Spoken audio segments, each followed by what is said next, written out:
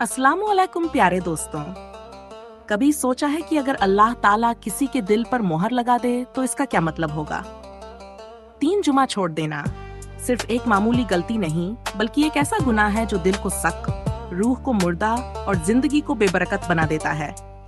अगर मैं आपसे कहूँ कि 3 जुमा छोड़ने से आपका दिल सख्त हो सकता है, तो क्या आप यकीन करेंगे? क्या आप जानते हैं कि हदीस में इसके बारे में क्या वईद आई है? आज की इस वीडियो में हम जानेंगे कि जुमा छोड़ने के संगीन नतीजे क्या हैं, कुरान और हदीस इस बारे में क्या कहती हैं और हम कैसे इस गुनाह से बच सकते हैं। नबी करीम हजरत मोहम्मद सल्लल्लाहु अलैहि वसल्लम ने फरमाया, जो शख्स बिना किसी शरई उज़र के 3 जुमा छोड़ दे, अल्लाह उसके दिल पर मोहर लगा देता है।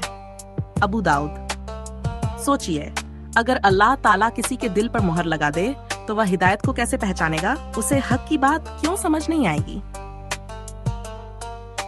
नमाज छोड़ने के नुकसान। आज हम दुनिया में परेशान हैं, दिल सुकून में नहीं, बरकत खत्म होती जा रही है और शायद हम सोचते भी नहीं कि इसकी एक बड़ी वजह हमारी लापरवाही है।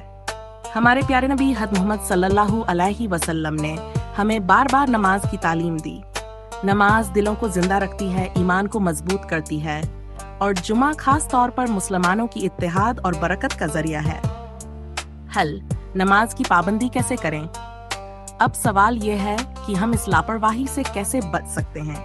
अपने हफ्तावार शेड्यूल में जुमा को खास रखें। अपने दोस्तों और अहले खाना को भी नमाज की तलकीन करें। अगर नमाज छूट गई है तो फौरन तौबा करें और आइंदा पाबंदी का अज़्म करें।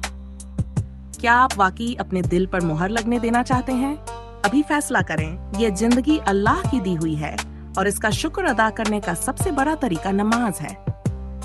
लाइक करें, शेयर करें और ज्यादा से ज्यादा लोगों तक ये अहम पैगाम पहुंचाएं।